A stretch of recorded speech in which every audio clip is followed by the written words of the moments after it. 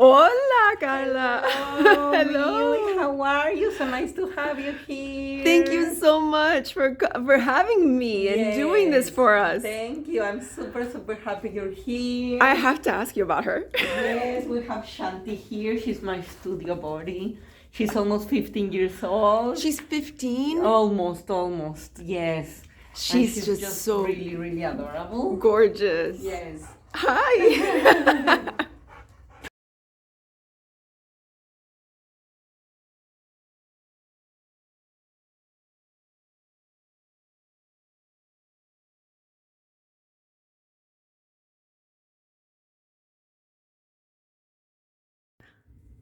Hi, I'm Karla Kantorovich. I'm from Mexico City. I moved here like about 15 years ago, and I'm a multimedia artist. I'm into fiber art. Yeah. I'm so happy I'm finally seeing your studio because this is the first time I've been to your studio. Yes, I know. Talk to me a little about Dimensions Variable and how that came about. It was really a great opportunity for me because I've been working like by myself in my yard for many years. And then I had a studio also like in an apartment. So it's the first time I'm part of a collective. So Dani Tapia connected me with Leiden and Francis. They have been following my work and they will like my style of work. So they invited me here to work. And it has been really amazing to have a space in a collective. It has given me opportunities of like having more connections, more visibility, and I'm really happy to be here. Does it feel different to work outside of the home if it's something that you're used to, or do you prefer having a place to go that it's almost like a little sanctuary? Honestly, at the beginning was really hard because I'm really used to work from home. So I also have a space in a niche that I did for myself at home so I can work because sometimes like some ideas or something that I need to do at home at night. But I also like the idea of like connecting with other people, like this is a thing, like an artist's work can be really lonely, it's just you with your ideas, your thoughts all day long. So having the opportunity to go outside and to connect to other people and to talk to other people has been really enriching for me. Yeah. So you recently had an exhibition entitled Because You Lived. It's a very personal show. It's Yes. about your grandmother. Yes.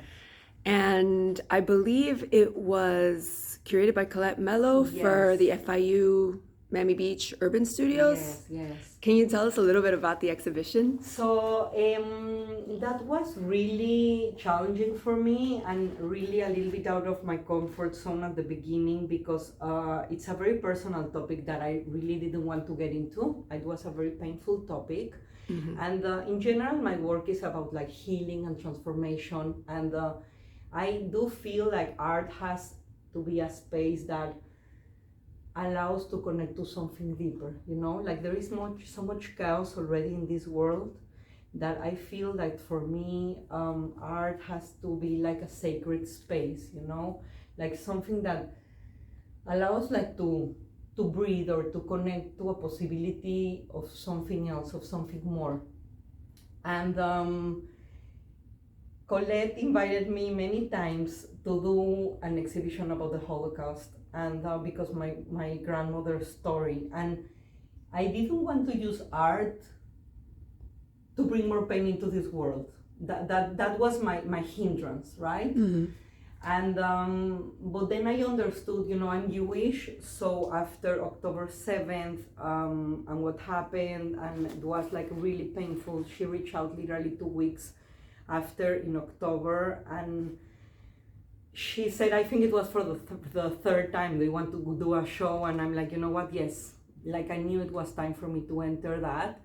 And throughout the process, I really understood that to really heal, you need to go to the root, you need to enter the pain, and it's only through the pain that you can really heal, you cannot just, it's not like rosy, the world is not like a rosy place, and it's there are many struggles, so you need to go through the struggles, and until then you can really heal and make sense. So it was like quite a journey. I went back to Mexico, to her home. She doesn't live anymore, but her house is still there, so I collect lots of stuff and that I incorporated to the work. It was fascinating. She has 63 descendants. Is that true? From one life that was saved, we're 63 descendants. My God, that's yes, incredible. So it was all like, anyway, I did try to make it about like, how can we transform the pain? Like, although I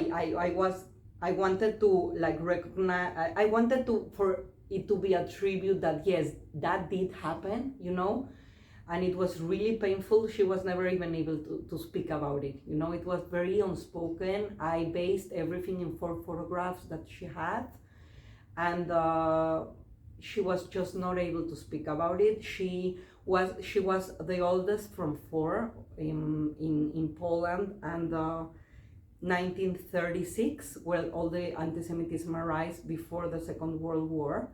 And she was sent, only her, just because she was the eldest, when she was 15 years old, she was sent to Mexico with the promise that everybody was gonna follow.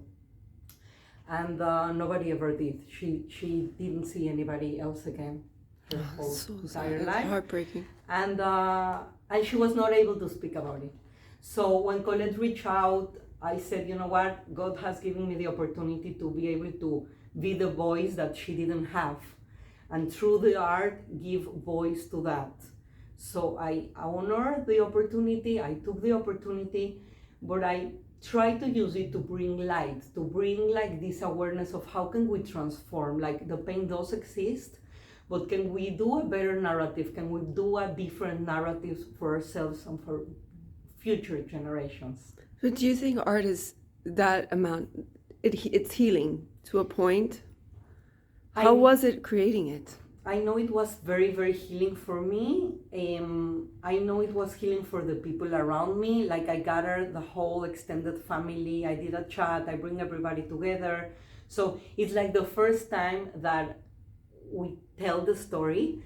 And what was really interesting is that like we got so used to not to talk about it, you know? So once we got like a custom of the story. So once I start telling the story, people were really surprised. I got like a lot of like compassion, you know, from people.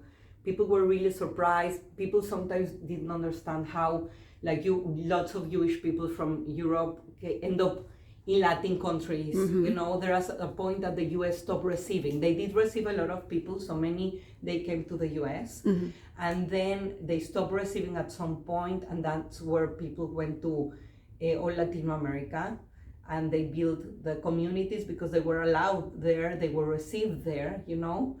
So it's the first time that I talk about it, that my family was able to talk about it. So it was really healing. And again, trying to create new narratives, like more narratives of respect, of tolerance. I really, really do believe we need to create narratives. Like I use a lot of books. Like the book is an element that is always present in my work. I see your books over here. Yes, like there is always like a book, you know. I collect books from my grandmother exhibition. I use books of her in Yiddish because that's the language that she spoke, and all of us grandchildren speak that language. So I have a lot of books that I incorporate literally to the work. But for me, the idea of the book is like, this is a story, this is a life story, and I think we have the ability to really create and to really transform. So we need to every day take a decision of what do we want to keep in life, what is serving us, what is not. And all those questions I'm trying to answer through my own work, through my life and through my work. Like, can we really change? Can we really like pass the page and do a new page, you know? And I think like in humanity, we really need to start writing better stories, you know? what we're doing right now is really not working for us. And like, it's very evident that it's not working. So I think we really need to start having new dialogues, new stories. And dialogues, period. Dialogues. Yes. Dialogues, you know? There is this gap of polarities that are like basically killing us, Yeah. you know, in all senses. Yeah. Like, I believe that two things are very, very consistent in my work: books and nature. Like, nature is like my teacher and our teacher as human beings, you know? Like, I feel it's like it's not about taking care of nature, it's about like learning and understanding the wise ecosystem that we have, you know? Yeah. There is this like interconnectedness between, like, in a forest, all the roots, there is so much wisdom. So it's not what we can do for it, it's what we can learn, you know, to learn, like, to respect ourselves, to respect. This is the thing. In nature, it has to be a balance for things to exist, right? Right. Like, any extreme weather would kill nature, right? Yes. So that's what I think we need to learn that as human beings, like, all these polarities that are in the level of the mind, like all these dualities, all the extremisms are killing us, you know? We need to find like a more, and homeostasis, like a middle ground. Yeah. You know, we need to go back to a middle ground where we can all coexist. And when the art has a level, as your work, a level of storytelling, that's when people relate. And they kind of see, oh, I understand what she's saying, you know, I connect with this work. And that's a pretty powerful thing. It's artist communication, it's life, it tells a story, you know, that only this particular story that only you could tell. So I think it's fascinating. It's absolutely fascinating. Thank you. I'm really interested in like connecting things, you know. For me, it's all about like connection, interconnection, making visible those connections of things that you don't think that they go together, and make it work as a unity. Well, because you're mixed media, right? Yes. You with textiles and assemblage. Yes. How did that come about? Because I know that your background is painting, yes. right? Yes. Honestly, I love painting. I love the material. I love the experience. But it was a point that I really needed to. I'm crazy about texture. Yes. So I really had it become very textural, but at some point I needed like more. I needed more dimensionality, you know? I needed it became more sculptural. I started being bothered a little bit by the flatness of it. I needed you want it to come out, yes. Some three-dimension, yeah. Yes. I think it's I needed more like the touch, the feel, the dimensionality of it, and then I got into fiber art. I'm really interested in like the ripples and folds and the movement, you know. So I started to get into that, and then it was paper. Yeah, yes. I remember. Yes. Paper, it was a perfect material for me because it embedded all the qualities of transformation. It's having I started with recycled paper during the pandemic, so it's like having literally trash, blended, and do something else and give it a new life, you know? It was just really, really like refreshing, the opportunity of feeling the transformation and seeing the possibilities of that. And there is something very interesting also for me, like in the fragility of the paper. So all this work happened in the pandemic. This is like my first papers that I started to do in my home, you know, whenever you... They're so unique. So gosh. I started, first they were all at the beginning, but then I got bored really, really fast. I just love the colors. I started so I use pigments, this is what I use for my work, the pure pigments. and they are so messy, and they are so. Oh, that's so beautiful. It's sienna almost. Yes, I have like all these. Like usually I bring them from Mexico. You do. Like yes, when I can, I do. And Oh my gosh. so I started to incorporate. Look how them. vibrant that is. I started to incorporate them to the work, and yes, there was something about paper that I think it's a material that I'm gonna definitely I remember this. keep, you know. Yeah. And shall we take it out? Let's see. So I started doing painting paper, but then it kind of became a painting, you know. Like I feel like overall I'm a painter because I everything what I do, even if it's like fiber art, even if it's paper, Color is still evident. color is still evident, and I still think in terms of like balance, light, dark, you know. So I end up like turning everything into a painting, I guess. Like I feel what I'm doing now, it's kind of maybe painting with materials, Right. but still, like for me, it's about like finding that balance, you know. Yeah. And this pigment is phenomenal. It's just so much fun to do paper. It's just I as I told you, I use recycled paper, whatever I find, I blend, and I incorporate to the work. Can I ask you, what's this? My daughter came to my studio, and it's funny. I had this beautiful conversation with her about. I've been talking about healing so long, you know, because I've been trying to heal for so many things in my life, throughout my life. You know, I really have worked. You know, my parents both passed many years ago, cancer both, and I guess I've been trying to.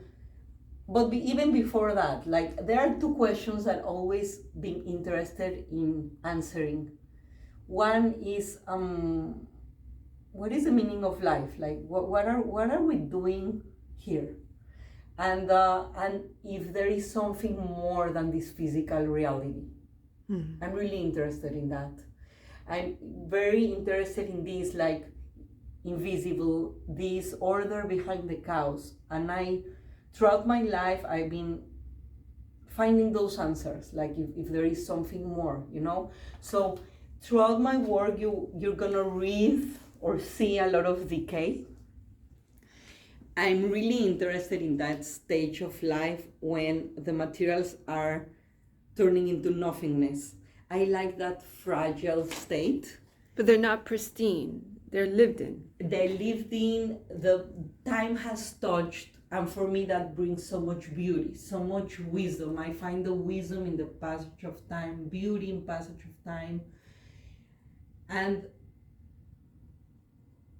I find so much value in that, and I think as a society we're really not valuing that. Like and the elderly, it's a population that it's completely disregarded, you know. And I feel it talks a lot about like how the values need to change in this society. No, we don't. And, We don't value. Yeah, we don't value the elderly.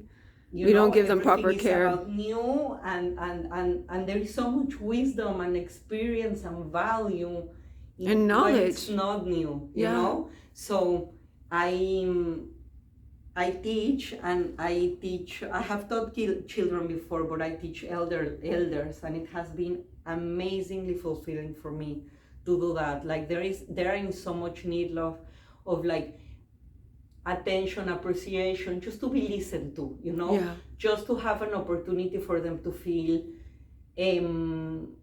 appreciated, for them to be seen, to be heard, and to feel that they are productive, you know. So I think that speaks a lot about how things need to be adjusted, let's say, so to speak. And again, in this passage of time and these objects when they are becoming into nothing, like I find so much beauty in this. Like if it would be new and perfect, it wouldn't have the value that I see here. But also because it suggests to me that there is something more than the physical. Like, I'm interested in this gap. When this ends, when this material world ends, is there something else? Like, I'm really interested in that gap of that something else, which I think that sustains my practice. Like, I really do believe in, like, I always use the word inspiration a lot. I love that word because what really means is like being in spirit, connected to spirit. So that gap where there is like something else, that space of something else that is not visible, how can we make it visible? And it's funny that you say that, because what takes presence is only things that are shiny and new. And I think what has character sometimes is rust. Let's say in a car, the rust means it's lived, it has character, it tells a story, it has a story. Yeah. That's what I love that. I love that story of history in the actual material that you use. Exactly. So yes, I'm very I'm very interested in the materials. Like, the materials dictate my work. Like, they dictate the directions. It's about it's all about the materials. So the idea comes after. The material comes first. Yes, like I feel I just respond to the materials and somehow bring them together, like somehow they connect in my eyes, even if they're from completely different sources, even if it's a piece of trash I just found yesterday with a piece of raw leather that I had from before, and the way they came about together makes me feel that there is an order behind the chaos.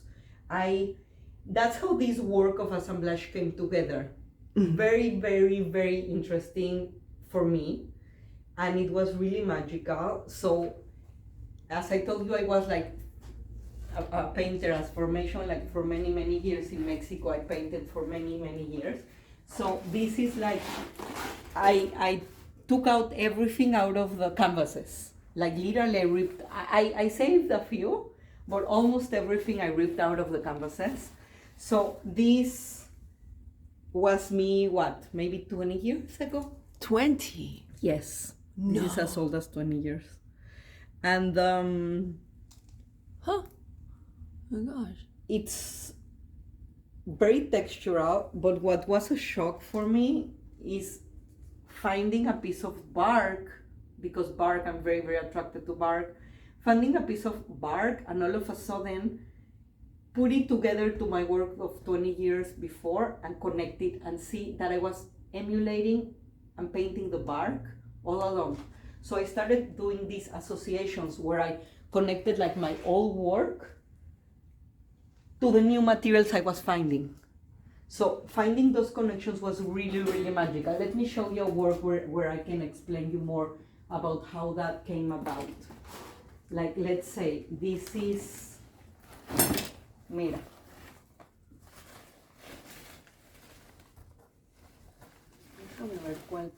Ya sé, ajá. Let me show you a little bit more of the old and new connections and how did that happen. And I started understanding that it was really, really all interconnected, I love this, by the way. Amate? Sí. Amate mucho, 100%. Uy, eso es... Mira, entonces esto es... Mira. Oh, wow, Karla. So let's say this is a piece that it's like... And it looks so delicate. It is a little bit delicate. Okay. This is like how it all comes together for me. Like, this is a piece of my old painting, and all of a sudden connects to a paper that I just did recently. So it takes on a new life. Really. And all of a sudden, I found this bark, which I think like connects to everything else, So But in this, let's say in this piece, I'm trying to do a lot of things. This is a very representative piece of what I'm trying to do through my art. First, ¿y así o te lo Because pongo en la there's pared? different layers. ¿Así o te lo pongo en la pared? No, si quiere ponlo en la pared. This is real, y'all. You're getting behind the scenes with an artist. Okay, so this is very representative of what I'm trying to do through my art. Like, really, it's about like making sense for me. So this is a piece of, I don't know how many years old. And then it connects with a paper I just did, the bark, the cloth. So instead of, I do brushes for some specific thing, but in general, I like to paint with cloth. Yeah. I use the cloth in itself to paint. To paint with. And that becomes the brush. And that becomes a brush, and then I end up incorporating it to the work. So you grab at a time, you don't think about where it's going. It just moves. And then how do you determine when you're done? It just moves, and it has its own rhythm. I only literally like just follow, I You just follow the follow. lead of the- Like it's very, very like visceral, very intuitive, and I just follow, and then I stop. Like I've learned to stop. Like I like to do like many things at the same time. Like I'm always working in many things at the same time. Do you want me to hang it so you can? No, it's fine. I like to work in many things at the same time because I have learned to stop. There is a point that you need to stop. So you like to work with multiple projects? Multiple projects at the same time. At the same time? Yes, because I have the urge to continue working, and I've experienced that I overdid it. Like sometimes there is a space that I find a certain balance, and I've learned to listen to that and to stop, Yeah. And I can only achieve that if I have another thing to go to, because if not, I have the urge to continue, and then I can overdo it. So it gives you a break, like a breathing room to step back, do something else, and then come back to the project. So I like now I'm working literally in 4 things at the same time. All right, you got to take me through your studio because I have to say, I am completely fascinated with your tools, like with your materials. And let me just explain something about how this piece is so representational of what I'm trying to do. I'm trying to understand matter and how we can really like transform, and if it can really get like density to a more ephemeral state. Yeah. So you know how here it's more material, and I'm trying to make it lighter, So this layering of very thin fabric is an attempt of like, And it just in a changes way, form. like melting the material, melting, like I'm questioning materiality. That's what I'm trying to do. Mm-hmm. And how ephemeral, how lighter can we become? Yeah. That makes sense. Yeah. Me gusta este trabajo. The combination is Sí, y me beautiful. gustó And it con makes esto, total fíjate. sense to me because you have elements of paper, elements of nature, and elements of fabric. Sí, este es muy yo. Maybe it can be my autobiography. I love this piece. It's very emblematic of everything that I cannot let go. Like the bark, the leaves, the paper. Yeah. Yeah. I see it. Beautiful. So I love your colors. Yes. I was telling you that I was looking at your table of goodies. Yes. You gotta tell me, like, what starts first? Like, what's your ritual when you go into the space? You have to have everything organized. Do you look at everything and then determine what you need? There is Because- a certain chaos that I can handle, and but depends in what process am I. Like if I'm in the middle of a process, it gets super chaotic. Like if I'm in the middle of something, I don't really mind where things are at all. When I finish a certain process, then I need to order again. Yeah. And then start. And then start again, exactly. Like, mira, acá te voy a enseñar esta pieza, la quité, para que veas más de mis troncos. Mira, ¿ves? Yeah, this one is really, really large. Esta pieza, Sí. mira, esta pieza, están todas parecidísimas. Sí, you need room because I need, yes. You need I room. need 2 more rooms. I would be super happy. Mira, esta pieza, así, Oh my o como gosh. te la puedo poner acá, mira, así. yeah. ¿Qué te parece? Yeah. Y la colgamos así, ¿no? Y hay otra que te va a gustar mucho, que es vieja esa, y esa es linda. Pues la guardé porque no me cabe.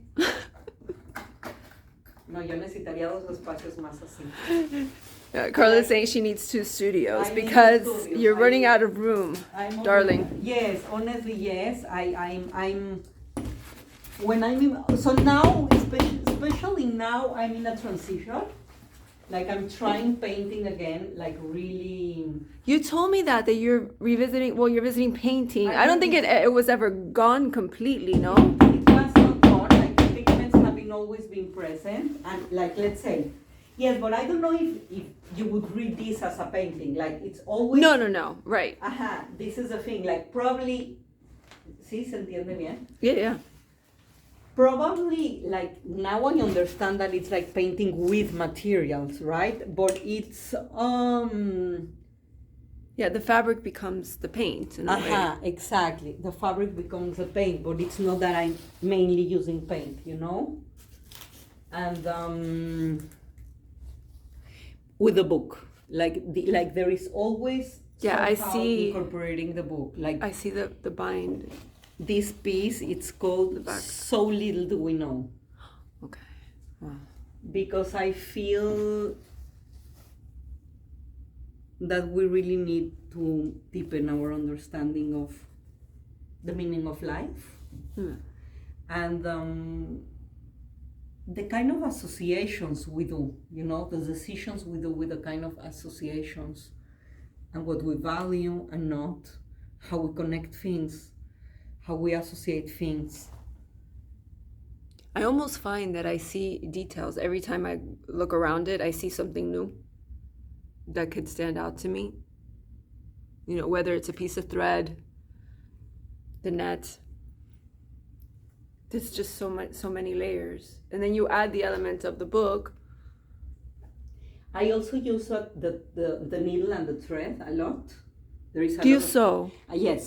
Yes, this is sewn together. In order for it to really stay together, I sew it by hand and All by hand. And yes, because it's funny because it looks, it may read as a little bit chaotic, But I think that's the fun part of it. it looks a little bit chaotic, but I do like to find that balance in the chaos. So Right.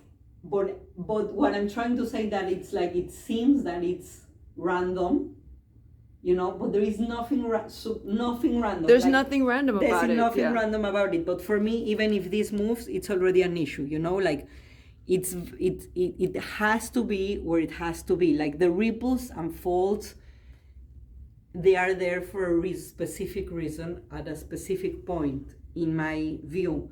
So I put it together very carefully in that way, right? So then the thread allows me for it to stay in a specific way, you know? So it's like, I mean, I've never studied like costura, como se dice, like fabric. Sewing and And honestly, it's like in a very intuitive way, but in a simple way. I mean, I don't know if I do it correctly, but I just need for it to stay this specific way, and that's how I handle, you know? yeah. It's incredible. When you come in, what do you have a ritual? Do you listen to certain music? Do you listen to podcasts? Like, what gets you in the mood? Like, when you come in, do you have to do you have something playing in the background? Like, do you need a little bit of a studio companion to get you inspired? The thing with me is right away the materials talk to me. So it's like I see them and I right away, you know? I try to, it really depends in the process I'm in. So when I'm like really in the process of starting something, maybe I need silence. Really? Yeah. You find that you need. Like maybe when I'm in the process of like really understanding something or starting. Once I'm in, I listen to music, Latin music mainly. What's your favorite? There are these Carlos Vives and Marc Anthony, and there is this Latin music. I have these different playlists depending the mood, but I love to listen to music while I work, and but yes, it really shifted depending on the process I'm in. Like sometimes I need like silence and really concentrate. Sometimes I use music for cleaning up. For sure, I need music, and I tend to clean. I try to clean a little bit or order a little bit before I leave.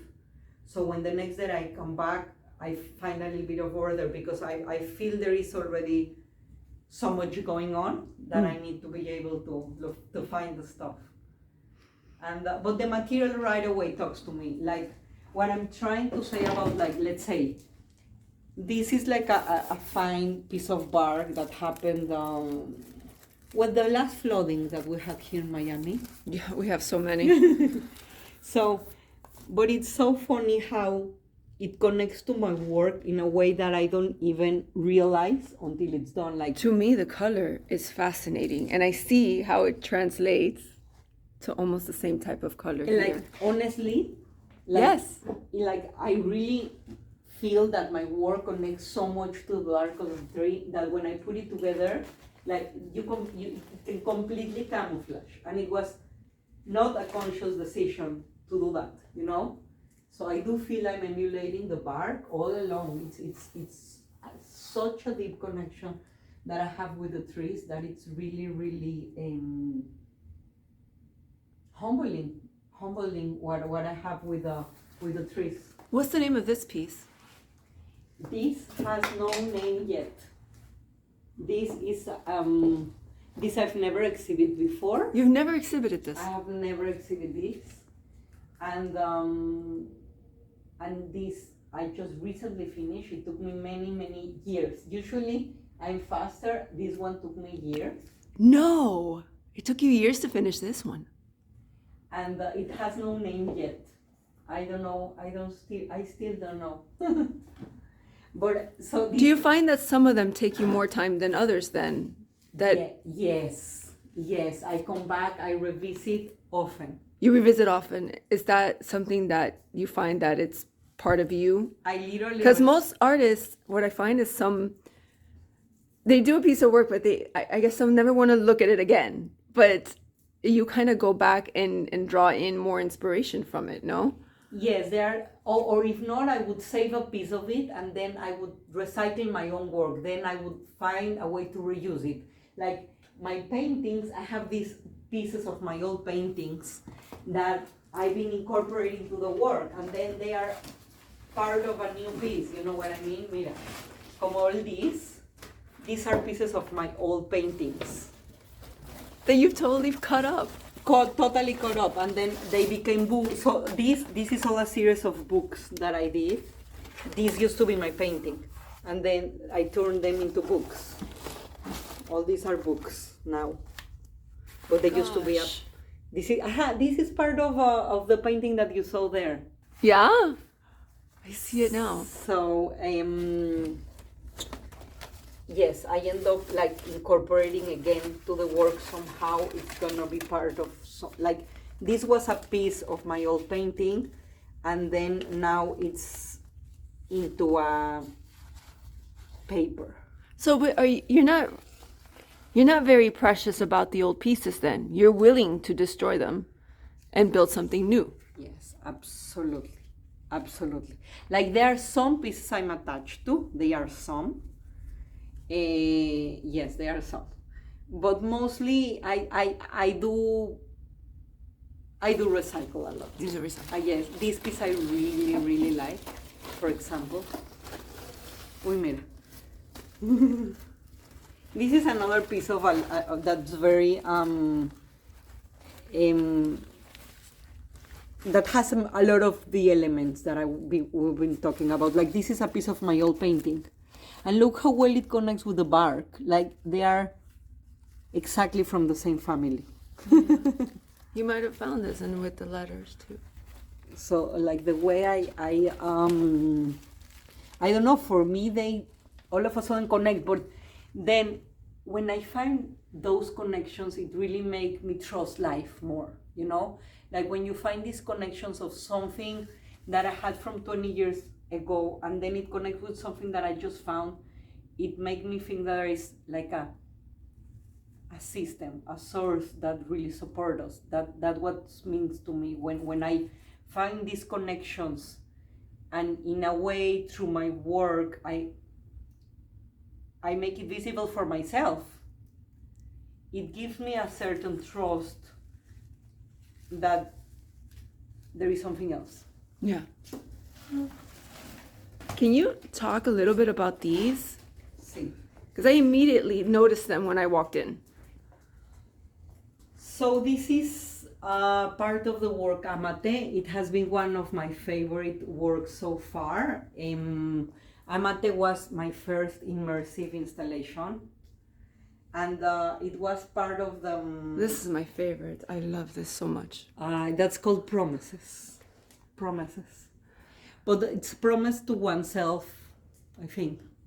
It's so beautiful. Because it's part of the collection of Amate. So let me explain you a little bit of how that came about.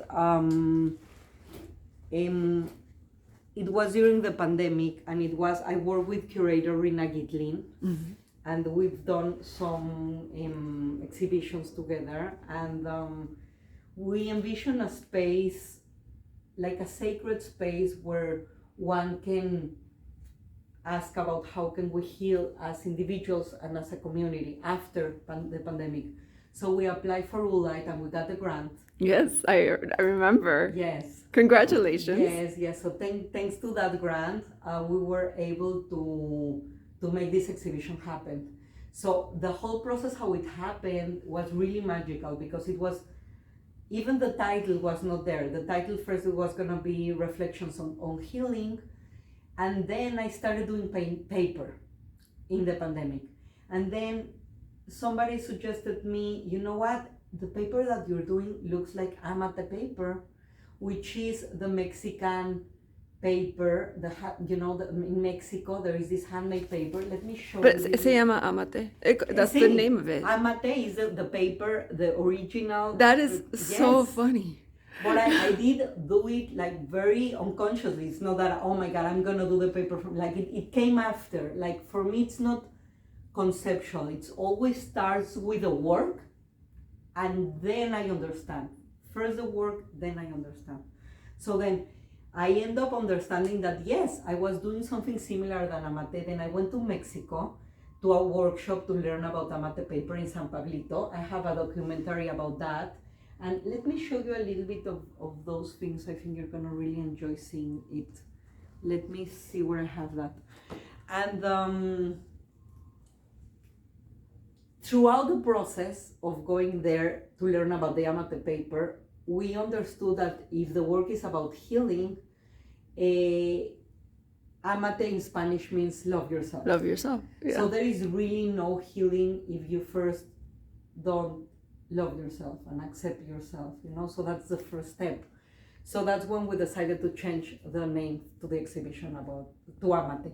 So we recreated this tree made out of paper, recycled paper, and this canopy all made out of paper in the ceiling, that it was like it gave a sense of like protection, Mm-hmm. And again, is this feeling of understanding that there is something else, that even if it's not visible in this material world, it exists. Yeah.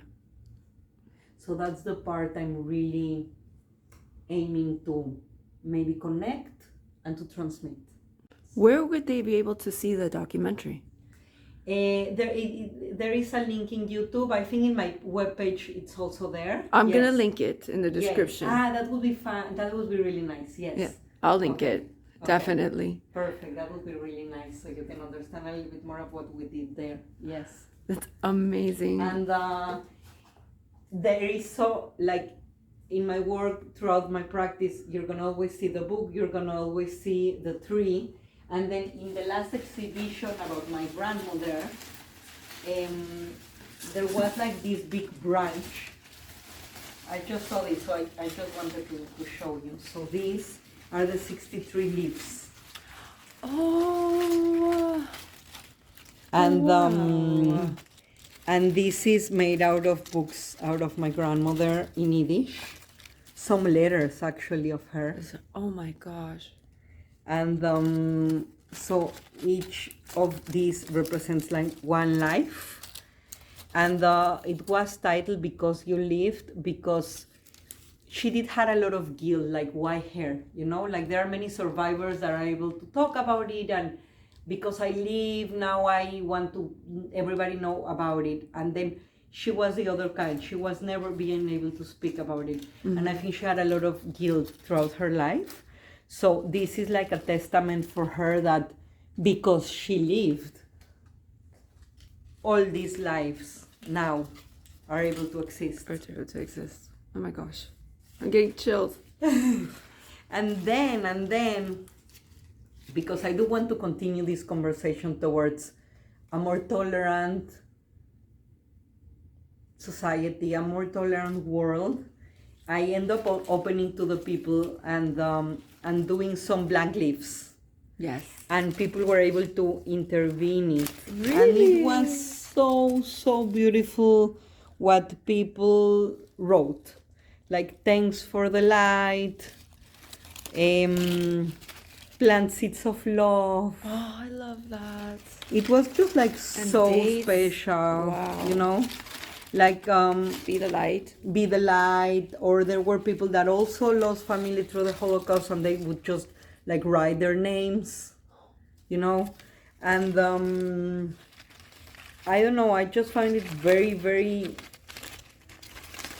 I mean, I think there are so many people that are like working towards like a more unified, tolerant world. So like the darkness, it's so strong, but I really feel that the light needs to shine brighter, you know?